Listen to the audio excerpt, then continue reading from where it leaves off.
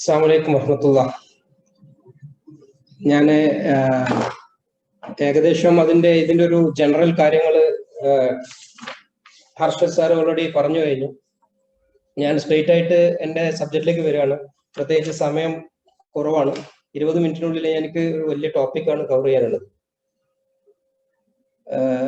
Overseas admission and documentation എന്നുള്ള ഒരു ചെറിയൊരു ടോപ്പിക്കാണ് ഞാൻ എടുത്തിട്ടുള്ളത് ഇതിൽ. അപ്പം നമ്മുടെ യൂണിവേഴ്സിറ്റികൾ, സൗദിയിൽ ഒരുപാട് യൂണിവേഴ്സിറ്റികൾ ഉണ്ട്. വിഷൻ 2030യുടെ ഭാഗമായിട്ട് ഒരുപാട് യൂണിവേഴ്സിറ്റികളിൽ ഏറ്റവും കൂടുതൽ പ്രൊമോട്ട് ചെയ്യുന്നത് എഡ്യൂക്കേഷനെയാണ് എന്നുള്ളതൊക്കെ നമ്മൾ ഇൻട്രഡക്ഷനിൽ എൻ്റെ മുന്നേ സംസാരിച്ച ആളുകൾ പറഞ്ഞിട്ടുള്ളതാണ്. അതുകൊണ്ട് തന്നെ എഡ്യൂക്കേഷൻ എന്നുള്ള ആ ഒരു സെഗ്മെന്റിനെ കുറിച്ചും അതിന്റെ അഡ്മിഷനെ കുറിച്ചും അതിന് ഇന്ത്യക്കാരായിട്ടുള്ള നമ്മുടെ മലയാളികളായിട്ടുള്ള അവർക്ക് എങ്ങനെ അത് യൂട്ടിലൈസ് ചെയ്യാം, ആ ഓപ്പർച്യൂണിറ്റികളെ എങ്ങനെ യൂട്ടിലൈസ് ചെയ്യാം, അഡ്മിഷന് എങ്ങനെ യൂട്ടിലൈസ് ചെയ്യാം എന്നതിനെ കുറിച്ചിട്ടാണ് ഞാൻ കുറച്ചൊരു മേജർ പോയിന്റ്സ് ആണ് ഞാൻ നിങ്ങളോട് പറയാൻ ആഗ്രഹിക്കുന്നത്. ഓക്കെ, നമ്മൾ പറഞ്ഞതുപോലെ നമ്മൾ ഒന്നിച്ച് അതിനെ കുറിച്ചിട്ട് ചിന്തിക്കുകയാണ്, ഒന്നിച്ച് അതിനു വേണ്ടിയിട്ട് വർക്ക് ചെയ്യാണ്. ആ ഒരു ഗോൾ അച്ചീവ് ചെയ്യാനും നമുക്ക് ഒന്നിച്ച് അത് ഷെയർ ചെയ്യാം എന്നുള്ള ഒരു കൺസെപ്റ്റിലാണ് ഞാനിത് തുടങ്ങുന്നത്.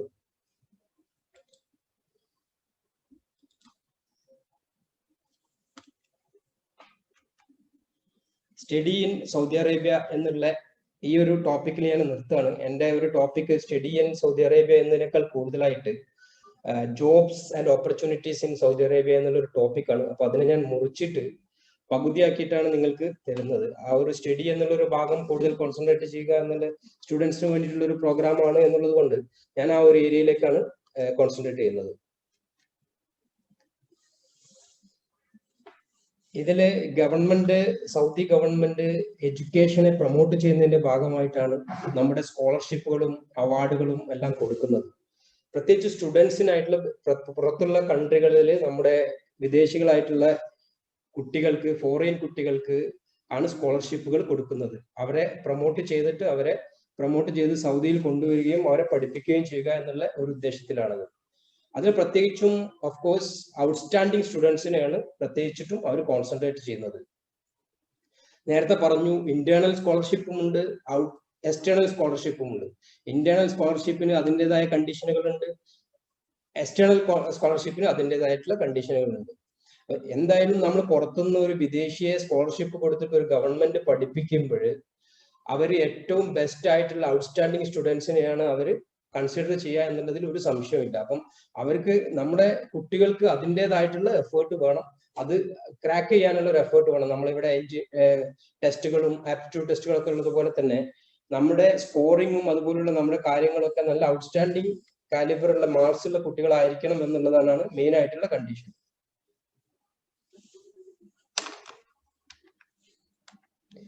ഇത് പ്രത്യേകിച്ച് ഇവര് പുറത്തുള്ള കൺട്രികളിൽ നിന്നുള്ള ആളുകളെ സൗദിയെ പ്രൊമോട്ട് ചെയ്യുന്നതിനുള്ള കാരണം അവരുടെ സിവിലൈസേഷൻ, അവരുടെ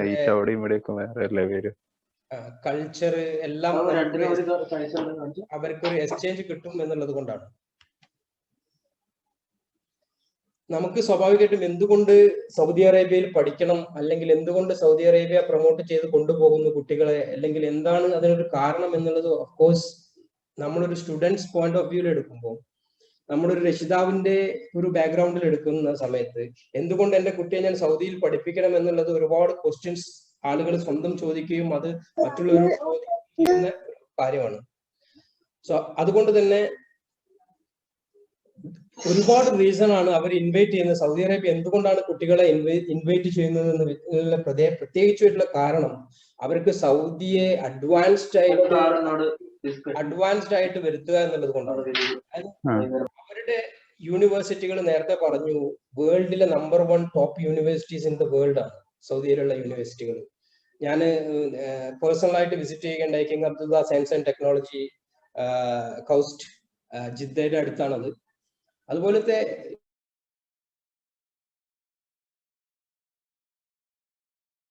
അജ്മലിന്റെ ഫോൺ മ്യൂട്ടായി പോയി.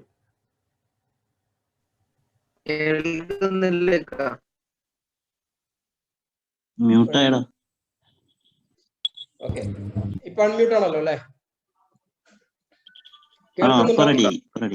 ഓക്കെ, ഏതോ അഡ്മിൻ അത് മ്യൂട്ട് ആക്കാണ്, അതുകൊണ്ടാണ് അത് ഓട്ടോമാറ്റിക് ആയിട്ട് പോകുന്നത്.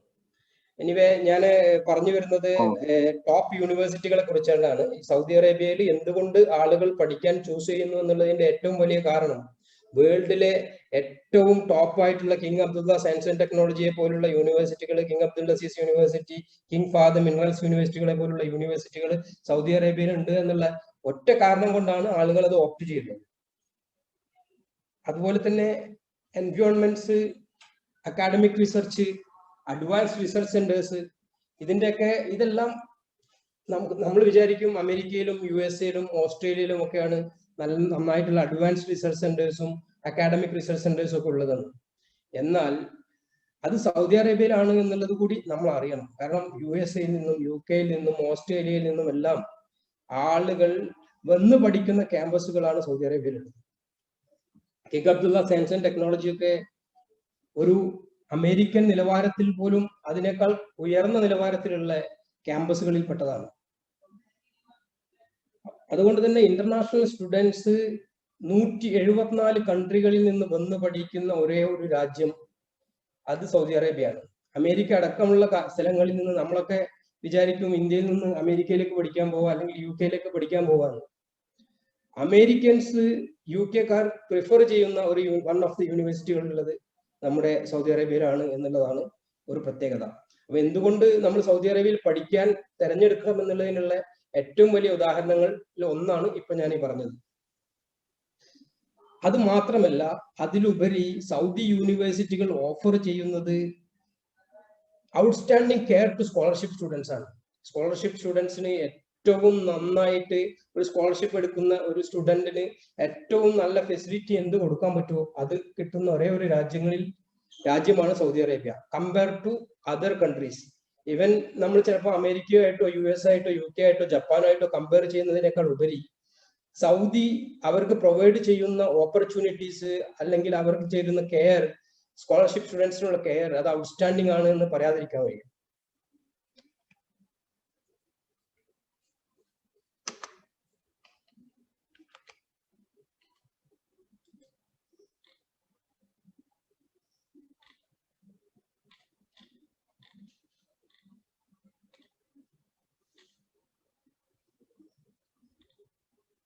ഇനി ഞാൻ സ്ട്രീറ്റ് ആയിട്ട് എന്റെ അഡ്മിഷൻ റിക്വയർമെന്റ്സിലേക്ക് കിടക്കാം.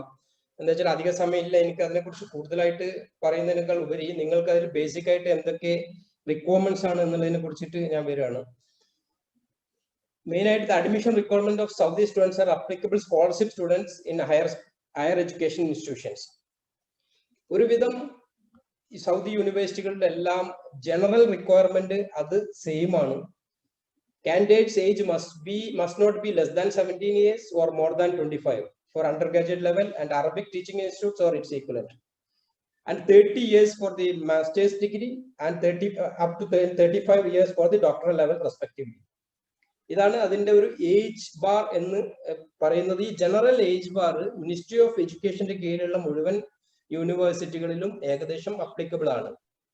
അപൂർവമായിട്ടാണ് എക്സെപ്ഷൻ കിട്ടുക. എക്സെപ്ഷന് പിന്നെ NOC കാര്യങ്ങളെല്ലാം ഹാജരാക്കേണ്ടി വരും. അതൊരു വേറെ ഡിഫറെന്റ് പ്രൊസീജിയർ ആണ്.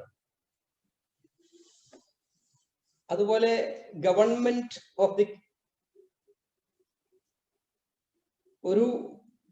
ഒരു കാൻഡിഡേറ്റ് ഇന്ത്യയിൽ നിന്നോ അല്ലെങ്കിൽ ഏതെങ്കിലും കൺട്രിയിൽ നിന്നോ പോകുന്ന സമയങ്ങളിൽ അവർക്ക് അവരുടേതായ കൺട്രിയിൽ നിന്ന്, ഇപ്പൊ ഇന്ത്യയിൽ നിന്നാണ് പോകുന്നതെങ്കിൽ ആ കൺട്രിയിൽ നിന്ന് ഒരു NOC ലഭിക്കാനുണ്ട്. ആ NOC വളരെ എളുപ്പമാണ്. നമ്മൾ സ്റ്റാമ്പ് പേപ്പറിൽ ആ NOC ഉണ്ടാക്കിയാൽ മതി. ഇവരുടെ രക്ഷിതാവിന്റെ അടുത്ത് നിന്ന് ഒരു സർട്ടിഫിക്കറ്റോ അല്ലെങ്കിൽ പ്രായപൂർത്തിയായ കുട്ടികളാണെങ്കിൽ അത് സ്റ്റാമ്പ് പേപ്പറിൽ സ്വന്തമായിട്ട് പ്രിപ്പയർ ചെയ്ത് കഴിഞ്ഞാൽ നമ്മുടെ മിനിസ്ട്രി ഓഫ് എക്സ്റ്റേണൽ അഫയേഴ്സിൽ നിന്ന് അത് അറ്റസ്റ്റ് ചെയ്ത് കിട്ടാനുള്ള സംവിധാനം ഉണ്ട്. അത് ഒരു 1 day 2 day പ്രോസസ്സിംഗേ വരത്തുള്ളൂ. അതും നിങ്ങൾ ശ്രദ്ധിക്കുക. ഒരു കൺട്രി, ആ കൺട്രിയിൽ നിന്ന് പോകുമ്പോൾ നമ്മൾ ഏത് കൺട്രിയിൽ നിന്നാണോ അപ്ലൈ ചെയ്യുന്നത്, നമ്മൾ ഇന്ത്യയിൽ നിന്നാണ് പോകുന്നതെങ്കിൽ നമ്മൾ ഇന്ത്യൻ ആണെങ്കിൽ ഇന്ത്യൻ മിനിസ്ട്രിയുടെ NOC നമ്മുടെ കയ്യിൽ വേണം എന്നുള്ളത് വളരെ നിർബന്ധമാണ്. അതുപോലെ തന്നെ ഒരു കാൻഡിഡേറ്റിന് ഒരു സ്കോളർഷിപ്പ് കിട്ടിയാൽ അതോടൊപ്പം തന്നെ വേറൊരു സ്കോളർഷിപ്പ് അല്ലെങ്കിൽ അത് വേറൊരു എഡ്യൂക്കേഷൻ ഇൻസ്റ്റിറ്റ്യൂഷന്റെ ഒരു സ്കോളർഷിപ്പിന് അപ്ലൈ ചെയ്യാൻ അവർ യോഗ്യതരല്ല എന്നുള്ളതാണ് ഒരു റിക്വയർമെന്റ്. അതുപോലെ നമ്മുടെ സർട്ടിഫിക്കറ്റ്സ്, ക്രിഡൻഷ്യൽസ്, അതുപോലെ നമ്മൾ ജോയിൻ ചെയ്യാൻ പോകുമ്പോൾ സ്വാഭാവികമായിട്ട് വരുന്ന പിന്നെ ഡോക്യുമെന്റേഷൻസ്, അതായത് ഒരു ഉദാഹരണത്തിന് പറയുകയാണെങ്കിൽ ഒരു ഡിഗ്രിക്ക് ജോയിൻ ചെയ്യാൻ പോകുന്ന ആൾക്ക് അവരുടെ SSLC-യും അതുപോലെ അവരുടെ +2 ആയിരിക്കും അവരുടെ ബേസിക് ക്വാളിഫിക്കേഷൻ. ആ ക്വാളിഫിക്കേഷൻസ് നമ്മൾ പിന്നെ അറ്റസ്റ്റ് ചെയ്ത് വാങ്ങണം എന്നുള്ള ഇതുണ്ട്. അറ്റസ്റ്റ് ചെയ്യേണ്ടത് ഒന്ന് ഇന്ത്യൻ മിനിസ്ട്രിയിൽ നിന്നാണ്, അതുപോലെ നമ്മൾ സ്റ്റേറ്റ് ഗവൺമെന്റ് ആണെങ്കിൽ സ്റ്റേറ്റ് ഗവൺമെന്റ് അറ്റസ്റ്റ് ചെയ്തത് ministry of external affairs countersign ചെയ്യും. ആ കൗണ്ടർ സൈൻ ചെയ്ത ഡോക്യുമെന്റ് ഇവിടെ സൗദിയുടെ കൾച്ചറൽ അറ്റാഷെ ഉണ്ട്, മിനിസ്ട്രി ഓഫ് എഡ്യൂക്കേഷന്റെ റെപ്രസെന്റേറ്റീവ് ഓഫീസാണ്, അവരത് കൗണ്ടർ സൈൻ ചെയ്യും. അത് കൗണ്ടർ സൈൻ ചെയ്ത് കഴിഞ്ഞാൽ എംബസിയും കൗണ്ടർ സൈൻ ചെയ്യും. വിസ അടിക്കാൻ ഈ ഡോക്യുമെന്റ്സ് സർട്ടിഫൈ ചെയ്യൽ വളരെ നിർബന്ധമാണ്. അപ്പം ഇതിന്റെ ആദ്യത്തെ ഘട്ടം എന്നുള്ളത് നമ്മൾ അതിൽ എലിജിബിൾ ആയി കഴിഞ്ഞാൽ ഉടനെ നമ്മുടെ സർട്ടിഫിക്കറ്റ്സും അതിന്റെ ക്രെഡൻഷ്യൽസും എല്ലാം നമ്മൾ അറ്റസ്റ്റേഷൻ ഇതെല്ലാം കംപ്ലീറ്റ് ചെയ്യുന്ന ഒരു പ്രോസസ്സാണ്. അതുപോലെ തന്നെ ഏതെങ്കിലും ഇൻസ്റ്റിറ്റ്യൂട്ടിൽ നിന്ന് ഏതെങ്കിലും ഇൻസ്റ്റിറ്റ്യൂഷൻസിൽ നിന്ന് എന്തെങ്കിലും ഒബ്ജക്ഷൻസ് ഒക്കെ ഉള്ള ആളുകൾ ഉണ്ടെങ്കിൽ, അല്ലെങ്കിൽ അവർക്ക് പിന്നെ എന്തെങ്കിലും ബുദ്ധിമുട്ടുള്ള ആളുകളൊക്കെ ഉണ്ടെങ്കിൽ, നേരത്തെ NOC കിട്ടാത്ത പ്രശ്നങ്ങളുള്ള ആളുകളൊക്കെ ഉണ്ടെങ്കിൽ, അതുപോലെ ഏതെങ്കിലും യൂണിവേഴ്സിറ്റിയിൽ നിന്ന് പുറത്താക്കിയിട്ട് പിന്നെ ഡിസ്മിസ് ചെയ്ത ആളുകൾ, സസ്പെൻഷൻ നേരിട്ട ആളുകളൊക്കെ ഉണ്ടെങ്കിൽ അതെല്ലാം ഒരു നെഗറ്റീവ് മാർക്കായി ട്രീറ്റ് ചെയ്യും, അവർ എലിജിബിൾ അല്ലാത്ത ഒരു കണ്ടീഷനിൽ വരികയും ചെയ്യും. ഇത്രയും കാര്യങ്ങളാണ് അഡ്മിഷൻ റിക്വയർമെന്റ്. ഇനി ഞാൻ പറഞ്ഞതുപോലെ ഏറ്റവും കൂടുതൽ ഫെസിലിറ്റീസ് പ്രൊവൈഡ് ചെയ്യുന്ന ഒരു കൺട്രിയാണ് Saudi Arabia. Especially scholarship outstanding സ്റ്റുഡൻസിന് അവർ കൊടുക്കുന്ന ഫെസിലിറ്റി ബാക്കിയുള്ള കൺട്രികളെ നമ്മൾ കമ്പയർ ചെയ്ത് നോക്കുമ്പോൾ വളരെ നല്ല ഒരു ഫെസിലിറ്റീസ് ആണ് കൊടുക്കുന്നത്. Complete health care for the student and family members living with kingdom of Saudi Arabia. ആരൊക്കെ മെമ്പേഴ്സ് കൂടെ ഉണ്ടോ, ചിലപ്പോൾ വൈഫ് ഉണ്ടാവും, അങ്ങനത്തെ ഫെസിലിറ്റി എല്ലാം തന്നിട്ട്, ഇപ്പോൾ പോസ്റ്റ് ഡോക്ടറിലൊക്കെ ആണെങ്കിൽ വിത്ത് ഫാമിലി വിസ ആയിരിക്കും അവർ പ്രൊവൈഡ് ചെയ്യുക. അങ്ങനത്തെ സന്ദർഭങ്ങളിലൊക്കെ അവർക്കുള്ള ഹെൽത്ത് കെയർ എല്ലാം അവർ ഇതിൽ ഇൻക്ലൂഡ് ചെയ്യും. ഓഫ് കോഴ്സ് അക്കോമഡേഷൻ ഉണ്ട്, ആനുവൽ എയർ ടിക്കറ്റ്, വരാനും പോകാനുള്ള ടിക്കറ്റ്, എനിക്ക് തോന്നുന്നു 2 or 3 കുട്ടികൾക്ക് വരെയുള്ള ആനുവൽ എയർ ടിക്കറ്റ് അവർ കൊടുക്കുന്ന രൂപം വരെ ഉണ്ട് പോസ്റ്റ് ഡോക്ടറിൽ. അതുപോലെ ഫിനാൻഷ്യൽ ഗ്രാന്റ്, സൗദി അറേബ്യയിൽ എത്തിക്കഴിഞ്ഞാൽ തന്നെ ഗ്രാജുവേഷനൊക്കെ വരുമ്പോൾ അപ്പോൺ ഗ്രാജുവേഷനിലൊക്കെ വരുന്ന ആളുകൾക്ക് അതിന് മുമ്പ് ഈ സ്കോളർഷിപ്പ്, ഫിനാൻഷ്യൽ ഗ്രാന്റ് എല്ലാം കൊടുക്കുന്ന സംവിധാനമുണ്ട്. അതുപോലെ തന്നെ ഇതെല്ലാത്തിനെല്ലാം പുറമെ ഒരു സൗദി സ്റ്റുഡന്റ് എന്തെല്ലാം അഡ്വാൻറ്റേജസ് ആണോ അവൈൽ ചെയ്യുന്നത്, അല്ലെങ്കിൽ സൗദിയിൽ ഇക്കാമയിലുള്ള ഓൾറെഡി അവിടെ പഠിക്കുന്ന ഒരു ഇന്റേണൽ സ്റ്റുഡന്റിന് എന്തൊക്കെ അഡ്വാൻറ്റേജസ് ആണോ ഉള്ളത്, ആ അഡ്വാൻറ്റേജസ് എല്ലാം ഈ സ്കോളർഷിപ്പ് നേടി വരുന്ന ഈ കുട്ടിക്കും ലഭിക്കുമെന്നതാണ് ഇതിന്റെ ഒരു പ്രത്യേകത. സ്വാഭാവികമായിട്ടും ഈ സ്റ്റുഡന്റുകളൊന്നും വേറെ ഇൻസ്റ്റിറ്റ്യൂഷനുകളൊന്നും എന്തെങ്കിലും പ്രശ്നങ്ങളുള്ള കേസുകളൊന്നും അവരെ അക്സെപ്റ്റ് ചെയ്യുകയില്ല എന്നുള്ളതാണ്. അതുകൊണ്ട് ആ ഒരു കാര്യം വളരെ പ്രത്യേകം ശ്രദ്ധിക്കണം. അവിടുത്തെ ബ്ലാക്ക് ലിസ്റ്റ് ചെയ്ത കാൻഡിഡേറ്റ്സുകളോ അതുപോലെ എന്തെങ്കിലും ഇഷ്യൂസ് ഉള്ളത് ഇതെല്ലാം വളരെ ശ്രദ്ധാപൂർവം നോക്കണം. കാരണം അവരുടെ റൂൾസ് ആൻഡ് റെഗുലേഷൻസ്, അവരുടെ എക്സിറ്റ്, എൻട്രി, റീ എൻട്രി കാര്യങ്ങളെല്ലാം വളരെ ശ്രദ്ധിക്കൽ വളരെ നിർബന്ധമാണ്. ഒരു കൺട്രിയിൽ, എസ്പെഷ്യലി സൗദി അറേബ്യനെ പോലത്തെ ഒരു കൺട്രിയിൽ താമസിക്കുമ്പോൾ, പഠിക്കുമ്പോൾ അവിടുത്തെ നിയമങ്ങളും അവരുടെ പോളിസികളും എല്ലാം വളരെ കൃത്യമായിട്ട് പാലിക്കണം എന്നുള്ളത് വളരെ നിർബന്ധമുള്ള കാര്യമാണ്. അതുപോലെ തന്നെ സ്റ്റഡിയുടെ കാര്യത്തിൽ നമ്മൾ ശ്രദ്ധിക്കണം. Availability of a unit with competent supervisors in the educational institution concerned with giving services to scholarship student. ഇത് ഒരു സ്പെഷ്യൽ കെയർസ് നമ്മൾ കമ്പയർ ചെയ്യുമ്പോൾ, ബാക്കിയുള്ള കൺട്രികളുമായിട്ട് കമ്പയർ ചെയ്യുമ്പോൾ അവർ കൊടുക്കുന്ന ഒരു കോമ്പറ്റന്റ് ആയിട്ടുള്ള ഒരു സൂപ്പർവിഷൻ ഉണ്ട്. അതിപ്പോ എഡ്യൂക്കേഷൻ ഇൻസ്റ്റിറ്റ്യൂഷൻ ആയാലും അതിന്റെ സർവീസ് ആയാലും സ്കോളർഷിപ്പ് സ്റ്റുഡൻസിന് കൊടുക്കുന്ന സ്പെഷ്യൽ കെയറുകൾ ഉണ്ട്. Scientific, culture, social and media പ്രോഗ്രാംസിൽ ഒരു പ്രത്യേക ഇൻവോൾവ്മെന്റ് ഈ കുട്ടികൾക്കൊക്കെ കിട്ടുന്നുണ്ട് എന്നുള്ളതാണ്. അതുപോലെ തന്നെ academic staff to obtain appropriate academic guidance and counselling, അതിനുള്ള സംവിധാനം അവർ സ്കോളർഷിപ്പ് സ്റ്റുഡൻസിന് എസ്പെഷ്യലി സ്പെഷ്യൽ കെയർ ആണ് കൊടുക്കുന്നത്. അതോടൊപ്പം തന്നെ moral and material incentives for outstanding സ്റ്റുഡൻസിനുള്ള അതുപോലുള്ള സപ്പോർട്ട്, എല്ലാ തലത്തിലുള്ള സപ്പോർട്ടും അവർ കൊടുക്കുന്നുണ്ട് എന്നുള്ളതാണ് ഇതിലുള്ള ഒരു സ്പെഷ്യൽ കെയർ ആയിട്ട്, അല്ലെങ്കിൽ അവർ ഡ്യൂറിങ് സ്റ്റഡി ടൈമിൽ അവർ കൊടുക്കുന്ന ഒരു സ്പെഷ്യൽ കെയർ ആയിട്ട് നമുക്ക് ഇതുവരെ മനസ്സിലായിട്ടുള്ളത്. ഇനി എങ്ങനെയാണ് നമ്മൾ പിന്നെ സ്കോളർഷിപ്പിന് അപ്ലൈ ചെയ്യുക എന്നുള്ള ഒരു ഭാഗത്തേക്ക് ഞാൻ കിടക്കുകയാണ്. കാരണം ഞാൻ ഓടിച്ചു പോകുന്നത് എന്റെ സമയക്കുറവാണ്. കാരണം 20 മിനിറ്റ് ആണ് എനിക്ക് അലോ ചെയ്തത് എന്നുള്ളത് കൊണ്ട് ഞാൻ വളരെ പെട്ടെന്ന് ഇത് തീർക്കാൻ വിചാരിക്കുകയാണ്. സ്കോളർഷിപ്പ് നമ്മൾ അപ്ലൈ ചെയ്യാൻ ഡയറക്റ്റ് ആയിട്ട് നമുക്ക് അപ്ലൈ ചെയ്യാൻ പറ്റും. അതിനുള്ള ഒരു മെത്തേഡാണ് the easiest and fastest way to apply to direct university where you want to study via its website. ഓരോ യൂണിവേഴ്സിറ്റിക്കും ഓരോ പോർട്ടലുകളുണ്ട്. Admission recruitment പോർട്ടലുകളുണ്ട്. നമ്മുടെ ISR എല്ലാം പറഞ്ഞു. അഡ്മിഷൻ പോർട്ടലുകളിൽ എല്ലാ സംവിധാനങ്ങളും ഉണ്ട്. ഒരു കുട്ടിക്ക് രജിസ്റ്റർ ചെയ്ത് കഴിഞ്ഞാൽ അവരെ ട്രാക്ക് ചെയ്യാനുള്ള എല്ലാ സംവിധാനങ്ങളും ഉണ്ട്. എസ്പെഷ്യലി നിങ്ങൾ ശ്രദ്ധിക്കണം, പോർട്ടലിൽ നമ്മൾ ലോഡ് ചെയ്ത് കഴിഞ്ഞാൽ നിങ്ങൾക്ക് ചിലപ്പോൾ 2 മാസം കൊണ്ടോ 3 മാസം കൊണ്ടോ ഒന്നും ഒരു റിപ്ലൈ, ചിലപ്പം ചില ആളുകൾ 1 വർഷവും 2 വർഷവും വരെ വെയിറ്റ് ചെയ്തതിന് ശേഷമാണ് അവരുടെ ഓഫർ ലെറ്ററുകൾ റിസീവ് ആകുന്നത്. ആ കാര്യം നിങ്ങൾ പ്രത്യേകം ശ്രദ്ധിക്കണം. അപ്പൊ നിങ്ങൾ ഒരു സൗദി യൂണിവേഴ്സിറ്റിയിൽ ഒരു സ്കോളർഷിപ്പിന് അപ്ലൈ ചെയ്താൽ നിങ്ങൾക്ക് ഇൻസ്റ്റന്റ് ആയിട്ട് നെക്സ്റ്റ് ഇയറിൽ തന്നെ അതിന് ജോയിൻ ചെയ്യാം എന്നുള്ള ഒരു, നെക്സ്റ്റ് അക്കാഡമിക് ഇയറിൽ എനിക്കൊരു ഗ്യാപ്പ് വരാതെ ജോയിൻ ചെയ്യാം എന്നുള്ളതൊന്നും ചിലപ്പോൾ നടക്കാൻ സാധ്യതയില്ല. പ്രാക്ടിക്കലായിട്ട് ചിലപ്പോൾ നമ്മൾ അപ്ലൈ ചെയ്ത നമ്മുടെ പ്രോസസ്സ് 2 or 3 വർഷം കഴിഞ്ഞിട്ട് കിട്ടുന്ന ആളുകളുണ്ട്, ചിലത് 1 വർഷം കഴിഞ്ഞിട്ട് കിട്ടുന്ന ആളുകളുണ്ട്. അപ്പൊ നമ്മളൊരു ഇതിന് ഈ ഒരു സ്കോളർഷിപ്പ് എടുത്ത് പഠിക്കണം എന്നുള്ളത് തീർച്ചയായിട്ടും, എസ്പെഷ്യലി നമ്മുടെ ദഅ്വ വിങ്ങിലെല്ലാം പഠിപ്പിക്കുന്ന നമ്മുടെ അറബിക് റിലേറ്റഡ് ആയിട്ടുള്ള കോഴ്സുകൾ, ശരിഅത്ത് കോഴ്സുകളെല്ലാം പഠിക്കുന്ന ആളുകൾക്ക് ഇങ്ങനെ വെയിറ്റ് ചെയ്യേണ്ട ഒരു അവസരം കൂടുതലായിട്ട് വരാറുണ്ട്. അവര് ചിലപ്പോൾ 1 വർഷം എടുക്കും, ചിലപ്പോൾ 1.5 വർഷം എടുക്കും പ്രോസസ്സിങ്ങിനെല്ലാം. നേരെ മറിച്ച് സയൻസ് ആൻഡ് ആർട്സ് ആൻഡ് കോളേജുകളിലൊക്കെ ഇത് അതാത് ടൈമുകളിൽ തന്നെ അഡ്മിഷൻ ക്ലോസ് ചെയ്യുന്ന ഒരു സംവിധാനമാണുള്ളത്. അപ്പൊ നമുക്ക് അപ്ലൈ ചെയ്യുന്ന കാര്യത്തിൽ ഈസിയസ്റ്റ് വേ എന്ന് പറയുന്നത്, ഏറ്റവും ഫാസ്റ്റസ്റ്റ് ആയിട്ട് വേ എന്ന് പറയുന്നത് അവരുടെ റിക്രൂട്ട്മെന്റ് പോർട്ടലിൽ കയറി രജിസ്റ്റർ ചെയ്ത് നമ്മുടെ സ്വന്തമായ ഐഡിയും ക്രിയേറ്റ് ചെയ്തതിനു ശേഷം ഉള്ള ഒരു പ്രോസസ്സിംഗ് ആണ്. അടുത്ത പ്രോസസ്സിംഗ് എന്ന് പറയുന്നത് through Saudi culture mission in our country എന്നുള്ളതാണ്. ഏത് കൺട്രിയാണ്, ഏത് കൺട്രിക്കും ആ കൺട്രിയുടെ ഒരു സൗദി കൾച്ചർ മിഷൻ ഉണ്ട്. സൗദി കൾച്ചർ മിഷൻ എന്ന് പറഞ്ഞാൽ മിനിസ്ട്രി ഓഫ് എഡ്യൂക്കേഷന്റെ റെപ്രസെന്റേറ്റീവ് ഓഫീസാണ്. അത് ഇന്ത്യയിലുണ്ട്. India, Sri Lanka, Bangladesh, Mali, Myanmar, ഈ 5 ലൊക്കേഷനിലുള്ള കൾച്ചർ മിഷന്റെ ഓഫീസ് ഡൽഹിയിലാണ് സിറ്റുവേറ്റ് ചെയ്യുന്നത്. ഡൽഹിയിലാണ് അത് സ്ഥിതി ചെയ്യുന്നത്. അപ്പം അതൊരു 4-5 കൺട്രിക്ക് ഒരു കൾച്ചർ മിഷനാണ് ഉണ്ടാവുക. ആ കൾച്ചർ മിഷന്റെ ത്രൂവില് അവര് ഈ അഡ്മിഷന്റെ സമയങ്ങളിൽ അവർ ഇതിന് ഹെൽപ്പ് ചെയ്യാൻ ഹെൽപ്പ് ഡെസ്ക് കാര്യങ്ങൾ അതുപോലുള്ള അസിസ്റ്റൻസ് എല്ലാം കൊടുക്കാറുണ്ട്. ചില സമയങ്ങളിൽ അവരുടെ ബുക്ക് ഫെയറുകൾ കാര്യങ്ങളെല്ലാം നടക്കുമ്പോൾ ആ ബുക്ക് ഫെയറിൽ അതിനെ പ്രൊമോട്ട് ചെയ്യാനുള്ള പ്രത്യേക ഡെസ്ക് എല്ലാം ഉണ്ടാവാറുണ്ട്. അപ്പൊ അതിന്റെ ത്രൂ നമുക്ക് അപ്ലൈ ചെയ്യാം. നോർമലി ഈ പോർട്ടലുകളെല്ലാം ഓൺലൈനിലെല്ലാം വന്നതിന് ശേഷം ഈ ഒരു പ്രോസസ്സ് വളരെ അപൂർവമായിട്ട് നടക്കുന്നുള്ളൂ. അവരുടെ അടുത്ത് ചെന്നാൽ തന്നെ അവർ പറയും നിങ്ങൾ പോർട്ടലിൽ അഴിച്ച് രജിസ്ട്രേഷൻ കൊണ്ടുവന്നാൽ രജിസ്ട്രേഷൻ നമ്പർ എടുത്തതിന് ശേഷം വരാനെല്ലാം പറയും. അവർ എന്തെങ്കിലും അസിസ്റ്റൻസ് എന്തെങ്കിലും കൊടുക്കണമെന്ന് ഉദ്ദേശിക്കുന്നുണ്ടെങ്കിൽ.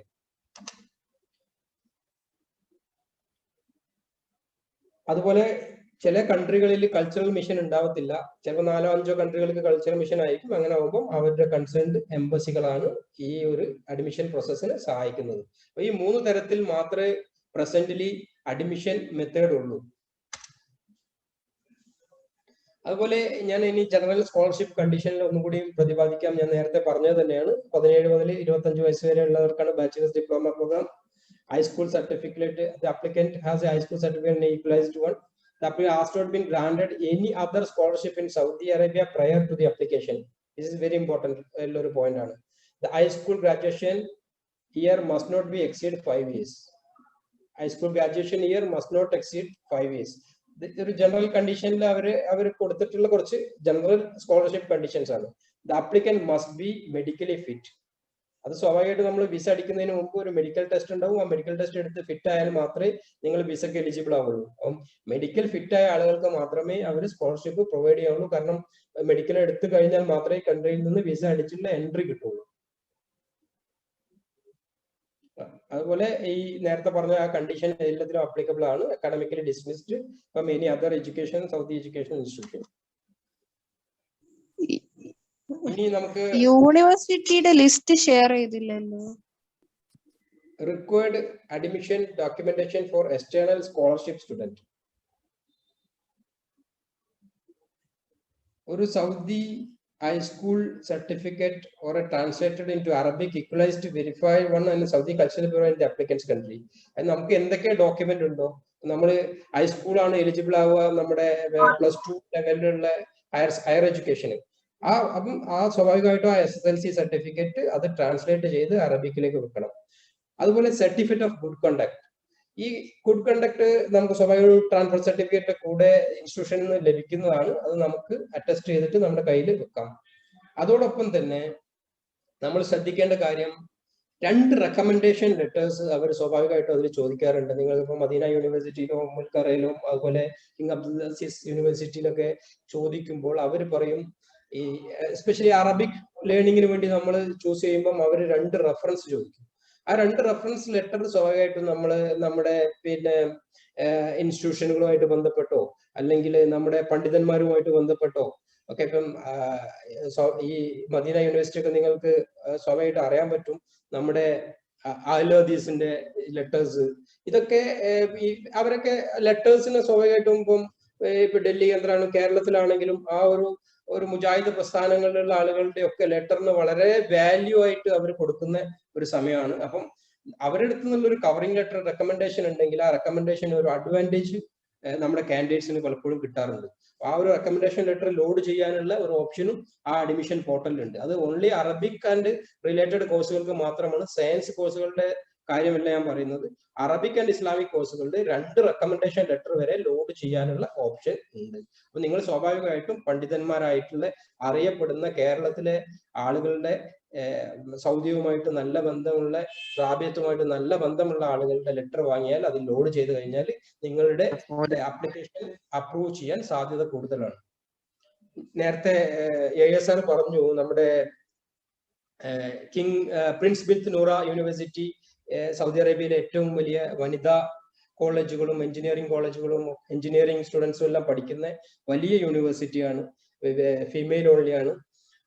അതിൽ പിന്നെ ഉള്ള ഒരു കണ്ടീഷനിൽ ചെറിയൊരു വ്യത്യാസം വരുന്നത് മെഹറത്തിന്റെ കാര്യമാണ്.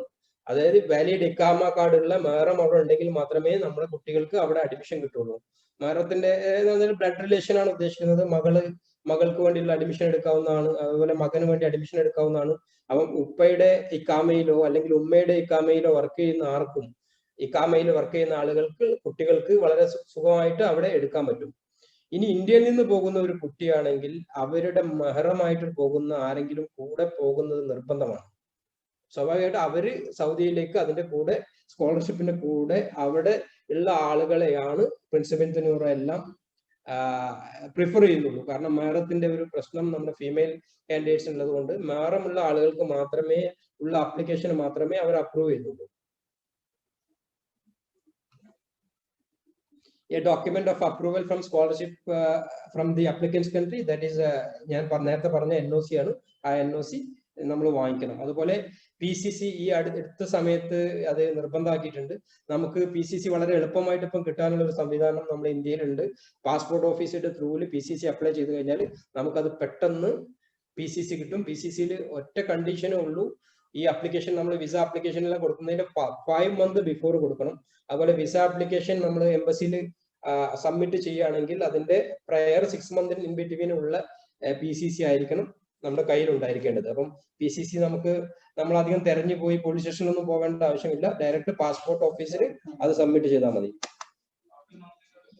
പിന്നെ അടുത്ത് മെഡിക്കൽ റിപ്പോർട്ടാണ്.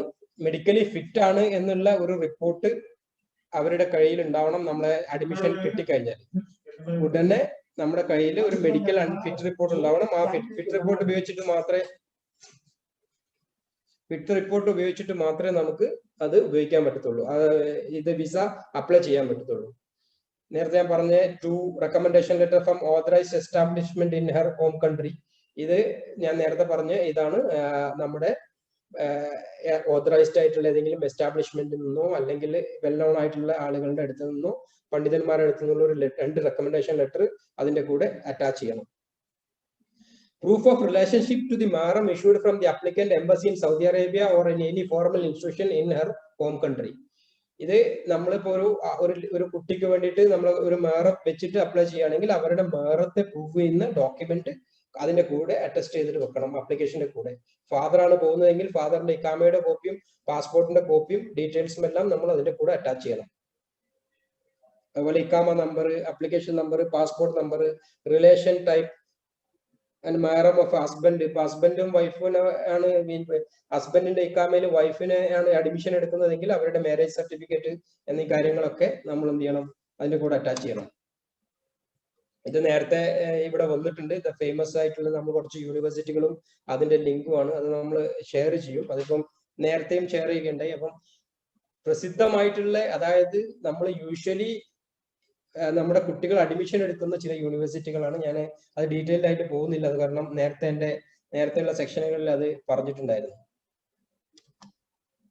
Jazan university, Al Baha university, Majmaah university, King Abdullah science and technology, ഒരു 29ഓളം, എനിക്ക് തോന്നുന്നു 27-29ഓളം യൂണിവേഴ്സിറ്റികൾ ഇപ്പം സ്കോളർഷിപ്പ് കൊടുക്കുന്നുണ്ട്. ദെൻ ഞാൻ സ്ട്രേറ്റ് ആയിട്ട് ഞാൻ അഡ്മിഷൻ പ്രോസസ്സിലേക്ക് കടക്കാണ്. Once you will get the admission in any university, you can get an offer letter. നമുക്ക് എവിടെ ഒരു അഡ്മിഷൻ കിട്ടിക്കഴിഞ്ഞാലും അവർ ഓഫർ ലെറ്റർ ആദ്യമായിട്ട് അവർ ഇഷ്യൂ ചെയ്യും. ഓഫർ ലെറ്റർ ഇഷ്യൂ ചെയ്ത് കഴിഞ്ഞ് നമ്മളത് അക്സെപ്റ്റൻസ് ചെയ്ത് കഴിഞ്ഞാൽ ഒരു അഡ്മിഷൻ അക്സെപ്റ്റൻസ് ലെറ്റർ നമുക്ക് റീഇഷ്യൂ ചെയ്ത് തരും. After the admission acceptance letter you have to start the certificate attestation. Admission acceptance letter കിട്ടിക്കഴിഞ്ഞാൽ നിങ്ങൾക്ക് വാലിഡ് ആയിട്ടുള്ള ഏജൻസിയെ ഫൈൻഡ് ചെയ്യുകയും ആ ഏജൻസിയുടെ അടുത്ത് നിങ്ങളുടെ അറ്റസ്റ്റേഷൻ സർട്ടിഫിക്കറ്റ് പ്രോസസ് ചെയ്യാവുന്നതാണ്. സർട്ടിഫിക്കറ്റ് അറ്റസ്റ്റേഷൻ പ്രോസസ് ചെയ്യുന്നതിന് കൂടെ നിങ്ങൾക്ക് ഒരു വിസ ഓർഡർ കിട്ടും. അതിൽ നിങ്ങളുടെ വിസ നമ്പറും ഡീറ്റെയിൽസും നിങ്ങളുടെ സ്പോൺസർ ഡീറ്റെയിൽസും എല്ലാം ഉള്ള ഒരു വിസ ഓർഡർ കിട്ടും. പിന്നെ medical and police clearance certificate ആണ് നമുക്ക് വേണ്ടത് വിസ സ്റ്റാമ്പിങ്ങിന്. അതിന്റെ കൂടെ ഞാൻ നേരത്തെ പറഞ്ഞതുപോലെ ഒരു അഫിഡവിറ്റ് NOC ഉണ്ടാവും, no objection certificate from the country. അത് നമ്മളൊരു സ്റ്റാമ്പ് പേപ്പറിൽ തയ്യാറാക്കുന്ന അഫിഡവിറ്റ് ആണ്. ഞാൻ ഒരു എക്സാമ്പിൾ എന്നുള്ള നിലക്ക് നിങ്ങൾക്കൊന്ന് ജസ്റ്റ് ഒന്ന് ഓടിച്ചു പോവാം. ഇത് recent 2020 King Abdullah science and ടെക്നോളജിയിൽ അഡ്മിഷൻ കിട്ടിയ ഒരു കാൻഡിഡേറ്റിന്റെ ഓഫർ ലെറ്റർ ആണ്.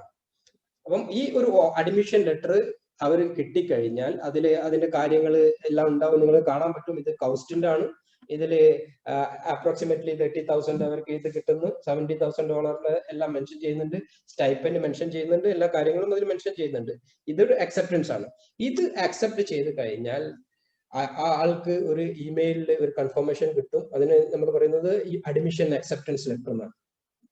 അഡ്മിഷൻ അക്സെപ്റ്റൻസ് ലെറ്റർ കിട്ടിക്കഴിഞ്ഞാൽ നമുക്ക് ഇത് ഇവരുടെ പ്രോസസ്സ് സ്റ്റാർട്ട് ചെയ്യാൻ പറ്റും. ഇന്ത്യയിൽ ഏതെങ്കിലും നിങ്ങൾ അപ്രൂവ്ഡ് ആയിട്ടുള്ള ഏത് ഏജൻസിയുടെ അടുത്ത് പോയാലും they can process your document according to their admission acceptance letter. ഇനി നമ്മൾ നേരെ സ്ട്രേറ്റ് പ്രോസസ്സിലേക്ക് കിടക്കുകയാണ്. പ്രോസസ്സിലേക്ക് കിടക്കണമെങ്കിൽ നമുക്ക് വേണ്ടത് അഡ്മിഷൻ ലെറ്ററും, സ്റ്റുഡൻസിന്റെ അഡ്മിഷൻ ലെറ്ററും, അതുപോലെ തന്നെ ഓഫർ ലെറ്ററും അഡ്മിഷൻ അക്സെപ്റ്റൻസ് ലെറ്ററും. ഇത് രണ്ടും നമ്മളെ കയ്യിൽ എത്തിക്കഴിഞ്ഞാൽ നമ്മൾ ഉടനെ തന്നെ നമ്മുടെ സർട്ടിഫിക്കറ്റുകൾ കൺസേൺഡ് ആയിട്ടുള്ള നമ്മുടെ സ്റ്റേറ്റ് അറ്റസ്റ്റേഷൻ കംപ്ലീറ്റ് ചെയ്യും. സ്റ്റേറ്റ് അറ്റസ്റ്റേഷൻ എന്ന് പറഞ്ഞാൽ കേരളത്തിനെ സംബന്ധിച്ചിടത്തോളം നോർക്കയാണ് അതിനുള്ള അതോറിറ്റി. നോർക്ക അറ്റസ്റ്റ് ചെയ്ത് കഴിഞ്ഞാൽ ഉടനെ നമുക്ക് മിനിസ്ട്രി ഓഫ് എക്സ്റ്റേണൽ അഫയേഴ്സ്, ഇതൊരു കണ്ടിന്യൂസ് പ്രോസസ്സാണ്. നമ്മൾ ആദ്യം സർട്ടിഫിക്കറ്റ് HRD അതായത് നോർക്ക അറ്റസ്റ്റ് ചെയ്യും. നോർക്ക അറ്റസ്റ്റ് ചെയ്ത് കിട്ടിയ ഡോക്യുമെന്റിന് നമ്മൾ ministry of external affairs countersign ചെയ്യും. Ministry of external affairs countersign ചെയ്ത ഡോക്യുമെന്റിന് നമ്മുടെ Saudi Arabian cultural attache countersign ചെയ്യും. അത് മൂന്നാമത്തെ പ്രോസസ്സായി. ഇത് ഒരു continuous step by step process ആയിട്ട് നിങ്ങൾ എടുത്താൽ മതി. അപ്പം HRD കഴിഞ്ഞാൽ ministry of external affairs ME attestation, അത് കഴിഞ്ഞാൽ Saudi Arabian cultural attache attestation. അതിന് കൺസേൺഡ് യൂണിവേഴ്സിറ്റികളിൽ നിന്നുള്ള വെരിഫിക്കേഷൻ നമ്മൾ എടുക്കണം. അതാത് ഏജൻസികൾ ആരാണോ ചെയ്യുന്നത് ആ ഏജൻസിയുടെ ഉത്തരവാദിത്തമാണ് സർട്ടിഫിക്കറ്റിന്റെ വെരിഫിക്കേഷൻ യൂണിവേഴ്സിറ്റിയിൽ നിന്നും ഡയറക്റ്റ് കളക്ട് ചെയ്തിട്ട് ഡോക്യുമെന്റ്സിന്റെ കൂടെ സബ്മിറ്റ് ചെയ്യണം. ഈ വെരിഫിക്കേഷൻ പ്രോസസ്സിൽ കാൻഡിഡേറ്റിനെ അവർ ഇൻവോൾവ് ചെയ്യിക്കില്ല. അത് agency and cultural attache direct ചെയ്യുന്ന പ്രോസസ്സിംഗ് ആണ്. ഇതിൽ ശ്രദ്ധിക്കേണ്ട കാര്യങ്ങൾ ചിലപ്പോൾ പ്രൈവറ്റ് ഓഫർ ഒക്കെ എന്തെങ്കിലും വരികയാണെങ്കിൽ അതിൽ chamber Mofo attested offer letter നിർബന്ധമാണ്. പക്ഷെ ഗവൺമെന്റ് യൂണിവേഴ്സിറ്റി ആണെങ്കിൽ അതിൽ മോഫയുടെ അറ്റസ്റ്റേഷൻ ആവശ്യമില്ല. നമുക്ക് അവർ അയച്ചു തരുന്ന ഇമെയിലിന്റെ സഹായത്തോടു കൂടി തന്നെ ഈ പ്രോസസ്സ് കംപ്ലീറ്റ് ചെയ്യാൻ പറ്റും. അതുപോലെ സൗദി ഇത് കൾച്ചറൽ അറ്റാഷയുടെ അറ്റസ്റ്റേഷൻ കഴിഞ്ഞു കഴിഞ്ഞാൽ പിന്നെ നമുക്ക് സൗദി എംബസി അറ്റസ്റ്റേഷൻ ആണ് പ്രോസസ് ചെയ്യാനുള്ളത്. അത് സൗദി കൾച്ചറൽ അറ്റാഷയുടെ അറ്റസ്റ്റേഷൻ കൗണ്ടർ സൈൻ ചെയ്യുകയാണ് സൗദി എംബസി ചെയ്യുന്നത്. അതിൽ പ്രത്യേകിച്ച് പ്രോസസ് ഒന്നുമില്ല. അത് ഒരു പ്രോസസ്സാണ്. ഈ ഒരു പ്രോസസ്സ് വെരിഫിക്കേഷൻ എല്ലാം ഒരു ഏകദേശം 1 month പീരീഡ് നമുക്ക് എന്തായാലും എടുക്കും. അതായത് നമ്മൾ വെരിഫിക്കേഷൻ യൂണിവേഴ്സിറ്റിയിലേക്ക് അയച്ചു കഴിഞ്ഞാൽ ആ യൂണിവേഴ്സിറ്റിയിൽ നിന്ന് വെരിഫിക്കേഷൻ റിപ്പോർട്ട് തിരിച്ച് നമ്മുടെ കയ്യിൽ എത്തിയാൽ മാത്രമേ നമുക്ക് ഇത് ചെയ്യാൻ പറ്റത്തുള്ളൂ. നമുക്ക് സൗദി എംബസി അറ്റസ്റ്റ് ചെയ്യാൻ പറ്റൂ. അപ്പൊ ആ ഒരു പ്രോസസ്സിന് നമ്മൾ മിനിമം ഒരു 1 month കാണണം. കാരണം അത് സബ്ജക്ട് ടു വെരിഫിക്കേഷൻ ആണ്. യൂണിവേഴ്സിറ്റിയിൽ നിന്ന് വെരിഫിക്കേഷൻ എത്തിക്കഴിഞ്ഞാൽ മാത്രമേ നമുക്കത് ചെയ്യാൻ പറ്റുള്ളൂ. അപ്പം നമുക്ക് HRD ചെയ്യുന്ന ഒരു സമയത്ത് തന്നെ നമുക്ക് ഈ യൂണിവേഴ്സിറ്റി വെരിഫിക്കേഷൻ എല്ലാം അപ്ലൈ ചെയ്യാനുള്ള ഒരു സംവിധാനം ഉണ്ട്. അതൊക്കെ നിങ്ങളുടെ സമയം റെഡ്യൂസ് ചെയ്യും. നമുക്ക് കറക്റ്റ് ആയിട്ട് വേണ്ട ഡോക്യുമെന്റ്, ഒറിജിനൽ ഡിഗ്രി സർട്ടിഫിക്കറ്റ്, അതിന്റെ മാർക്ക് ഷീറ്റ്സ്, ഓഫർ ലെറ്റർ അല്ലെങ്കിൽ offer letter, you can call it as offer letter, അതായത് അഡ്മിഷൻ ലെറ്റർ, അഡ്മിഷന്റെ അക്സെപ്റ്റ് ചെയ്തുകൊണ്ടുള്ള നിങ്ങളുടെ admission acceptance letter, passport copy വേണം, DD എടുക്കണം, അതാത് യൂണിവേഴ്സിറ്റിയുടെ പേരിൽ എവിടെയാണോ വെരിഫിക്കേഷൻ അയക്കേണ്ടത്. ഇപ്പൊ കാലിക്കറ്റ് യൂണിവേഴ്സിറ്റി ആണെങ്കിൽ കാലിക്കറ്റ് യൂണിവേഴ്സിറ്റിയുടെ പേരിലുള്ള DD അത് എടുത്തിട്ട് അയക്കും. അതുപോലെ ജോബ് ഓഫർ കാര്യങ്ങളൊക്കെ ആണെങ്കിലാണ് ആധാർ കാർഡ് ഒക്കെ വേണ്ടത്. അല്ലെങ്കിൽ നമുക്ക് പാസ്പോർട്ട് മതി. സ്റ്റുഡൻസിന്റെ കാര്യത്തിൽ പാസ്പോർട്ട് മതി.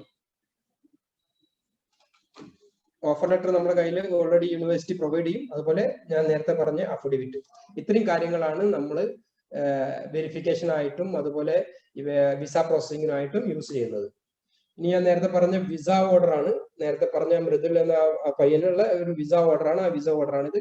ഇതിൽ അവരുടെ വിസ നമ്പർ മെൻഷൻ ചെയ്തിട്ടുണ്ട്, അവരുടെ സ്പോൺസർ ID മെൻഷൻ ചെയ്തിട്ടുണ്ട്, അവർക്ക് എവിടുന്നാണ് വിസ അയക്കേണ്ടതെന്ന്, എത്ര ദിവസത്തെ വിസയാണ് കൊടുക്കേണ്ടത്, ഈ കാര്യങ്ങളെല്ലാം ഇതിൽ മെൻഷൻ ചെയ്തിട്ടുണ്ട്. പാസ്പോർട്ട് കോപ്പിയും ഈ പാസ്പോർട്ട് നമ്പറും ഈ പേരും ടാലി ആവുമ്പോൾ മാത്രമേ അടിക്കുള്ളൂ. ഇതാണ് ഞാൻ പറഞ്ഞ PCC പോലീസ് ക്ലിയർ സർട്ടിഫിക്കറ്റ്. നമ്മൾ പാസ്പോർട്ട് ഓഫീസിൽ നിന്ന് ഇഷ്യൂ ചെയ്യുന്ന PCC ആണ് ആവശ്യമുള്ളത്. മെഡിക്കൽ ഫിറ്റ് ആയിരിക്കണം എന്നുള്ളത് നിർബന്ധമാണ്. മെഡിക്കൽ അതായത് ഗംക അപ്രൂവ്ഡ്, ഗൾഫിന്റെ കോർഡിനേഷൻ കൗൺസിൽ ഉണ്ട് ഗംക, ആ ഗംകയുടെ അപ്രൂവൽ ആയിട്ടുള്ള മെഡിക്കൽ ഫിറ്റ് സർട്ടിഫിക്കറ്റും നിർബന്ധമായിട്ടും വേണം.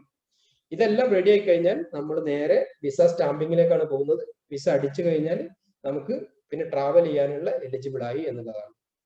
അവസാനത്തെ പ്രോസസ്സാണ് വിസ. അപ്പൊ നമ്മൾ അതിന് മുന്നിലുള്ള പ്രോസസ്സുകളെല്ലാം കംപ്ലീറ്റ് ചെയ്താലേ നമുക്ക് വിസ പ്രോസസ്സിങ്ങിലേക്ക് എത്താൻ പറ്റുള്ളൂ. കുറച്ച് ജനറൽ ഇൻഫോർമേഷനും കൂടി ഉണ്ട്. അത് നമ്മുടെ ചില കാറ്റഗറി പോസ്റ്റ് ഡോക്ടറിലേക്കൊക്കെ വന്നു കഴിഞ്ഞാൽ അവരുടെ ഡിഗ്രി അത് അറ്റസ്റ്റ് ചെയ്യണം. ഈ ഒരു സെയിം പ്രൊസീജിയറിൽ തന്നെ പ്രൊവിഷണൽ ഡിഗ്രി മാക്സിമം 6 മാസം വരെ അത് അക്സെപ്റ്റ് ചെയ്യുള്ളൂ. 6 മാസം കഴിഞ്ഞതാണെങ്കിൽ അത് അക്സെപ്റ്റ് ചെയ്യൂല. ഇനി എന്തെങ്കിലും കാരണവശാൽ അത് അവാർഡ് ചെയ്യാത്ത ഒരു സിറ്റുവേഷൻ ആണെങ്കിൽ പിന്നെ നിങ്ങൾ യൂണിവേഴ്സിറ്റിയിൽ നിന്ന് ഒരു സ്പെഷ്യൽ ലെറ്റർ ഇഷ്യൂ ചെയ്തിട്ട് കൊണ്ടുവരണം. ഇവരുടെ കോൺവെക്കേഷൻ കഴിഞ്ഞിട്ടില്ല, അല്ലെങ്കിൽ ഡിഗ്രി ഇഷ്യൂ ചെയ്യാൻ ഇനിയും സമയം എടുക്കും എന്നുള്ള ഒരു ഡിക്ലറേഷനും കാര്യങ്ങളും എല്ലാം ഉണ്ടെങ്കിൽ മാത്രമേ പിന്നെ അത് ചെയ്യുന്നുള്ളൂ. പിന്നെ ഞാൻ ഡീറ്റെയിൽ ആയിട്ട് കിടക്കുന്നില്ല. പാസ്പോർട്ടിന് 1 ഇയർ വാലിഡിറ്റി വേണം, അത് നിർബന്ധമാണ്. NOC അത് വേണം. NOC നേരത്തെ വർക്ക് ചെയ്യുന്ന ഓൾറെഡി വർക്ക് ചെയ്യുന്ന ആരെങ്കിലും ഒക്കെ ഉണ്ടെങ്കിൽ അവരുടെ അടുത്ത് നിന്ന് NOC വേണം. അത് നോർമലി റിക്രൂട്ട്മെന്റ് കാര്യങ്ങളിലൊക്കെയാണ് യൂസ് ചെയ്യുന്നത്. അതുപോലെ തന്നെ എന്തെങ്കിലും കാരണവശാൽ നേരത്തെ സൗദി അറേബ്യയിൽ പോയി റീ എൻട്രിയിൽ വന്ന് തിരിച്ചു പോയിട്ടില്ല, അങ്ങനത്തെ എന്തെങ്കിലുമൊക്കെ ഒരു കാൻഡിഡേറ്റിനെ ലീവ് ചെയ്യുമ്പം ഒരു പ്രോപ്പർ പോളിസിയിലല്ലാതെ തിരിച്ചു വന്ന ആളുകൾ, ക്യാൻസൽ ചെയ്യാതെ വന്ന ആളുകളൊക്കെ ഉണ്ടെങ്കിൽ അവർ വീണ്ടും വിസകൾക്ക് അപ്ലൈ ചെയ്യുമ്പോഴുള്ള കുറച്ച് ബുദ്ധിമുട്ടുകളൊക്കെ ഉണ്ടാവും. അത് പ്രത്യേകം ശ്രദ്ധിക്കണം. എന്തെങ്കിലും നമ്മൾ അവിടുന്ന് ഈ കാമല് റീ എൻട്രിയിലൊക്കെ വരുമ്പോൾ, റീ എൻട്രി ഫാമിലി ആണെങ്കിലും അത് ക്ലോസ് ചെയ്തിട്ട് വേണം വരണം. റീ എൻട്രിയിൽ വന്നിട്ട് പോവാതിരിക്കുന്ന ഒരു കേസിനൊന്നും നമുക്ക് പെട്ടെന്ന് വിസ അടിച്ചാൽ, വിസക്ക് അപ്ലൈ ചെയ്താൽ അത് റിജക്റ്റ് ആവുന്ന ഒരു പ്രശ്നം കൂടി ഉണ്ട്. ഞാൻ ഇത് പറഞ്ഞതിന്റെ കൂടുതൽ ഒരു ജപ്പാന്റെ ഒന്നും കൂടി വെക്കാണ്. ഇതൊരു സ്പെഷ്യൽ ആയിട്ടുള്ള ഒരു കാര്യം ആയതുകൊണ്ട് ഞാൻ അതും കൂടി ഇതിൽ ആഡ് ചെയ്യാണ്. ജപ്പാൻ ഗവൺമെന്റ് കൂടി ഈ കുട്ടികൾക്ക് സ്കോളർഷിപ്പ് കൊടുക്കുന്നുണ്ട്. സൗദിയിലൊക്കെ പഠിക്കുന്ന അല്ലെങ്കിൽ അവിടുത്തെ യൂണിവേഴ്സിറ്റികളുടെ അല്ലെങ്കിൽ നമ്മുടെ കുട്ടികൾക്കൊക്കെ ജപ്പാൻ ഗവൺമെന്റിന്റെ സ്കോളർഷിപ്പ് ഉണ്ട്. മെക്സ്റ്റ് എന്നാണ് അതിന്റെ പേര്. അതിനും നിങ്ങൾക്ക് വേണമെങ്കിൽ അപ്ലൈ ചെയ്യാൻ പറ്റും. ഇത് നിങ്ങൾക്ക് ജപ്പാൻ എംബസി ഉണ്ട് ഡൽഹിയിൽ, അതിന്റെ ത്രൂ മാത്രമേ ആപ്ലിക്കേഷൻ അക്സെപ്റ്റ് ചെയ്യുള്ളൂ. ജപ്പാൻ എംബസിയുടെ ന്യൂഡൽഹി പോലെ അതുപോലെ ജപ്പാൻ എംബസിയുടെ ഏത് രാജ്യത്തിന്റെ വെബ്സൈറ്റിൽ പോയാലും ഈ മെക്സ്റ്റ് എന്ന സ്കോളർഷിപ്പിന്റെ മുഴുവൻ ഡീറ്റെയിൽസും നിങ്ങൾക്ക് കിട്ടും.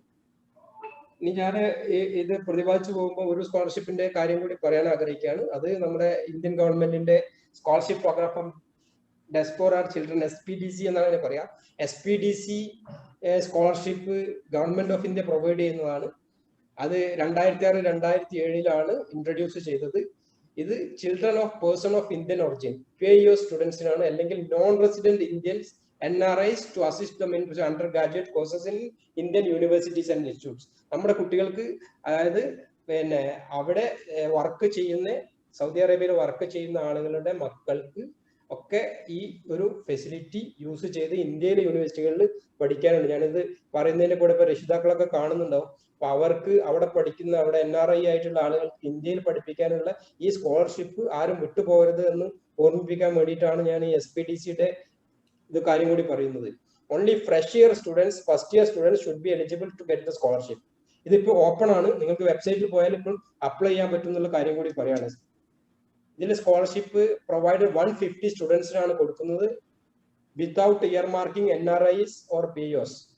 50 out of this 150 scholarships are earmarked for children of Indian workers, CIWG, in the 17 immigration check required ECR countries subject to fulfilling eligibility conditions. Out of this 50 scholarship, 1/3 shall be reserved for children who are pursuing studies in India.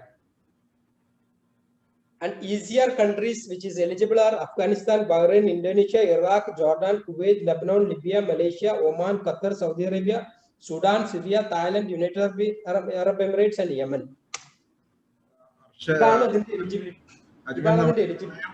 സമയം അധികമായിട്ടുണ്ട്, ഒന്ന് ചുരുക്കിയാൽ നന്നായിരിക്കും.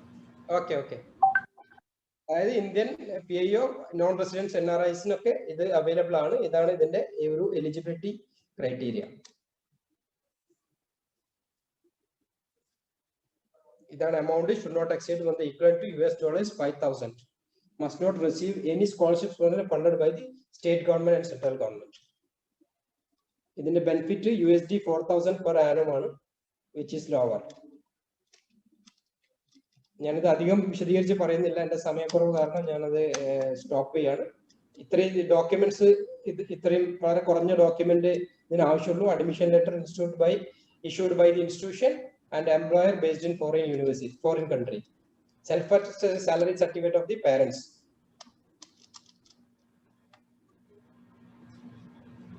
അതുപോലെ ഈ ഒരു വെബ്സൈറ്റിൽ പോയാൽ നിങ്ങൾക്ക് അതിന്റെ മുഴുവൻ ഡീറ്റെയിൽസും കിട്ടും. spdcindia.gov.in. NRI ആയിട്ടുള്ള പാരന്റ്സിന് വളരെ ഉപകാരപ്രദമായിട്ടുള്ള ഒരു സ്കോളർഷിപ്പ് ആണ്. ഞാൻ എന്റെ സമയം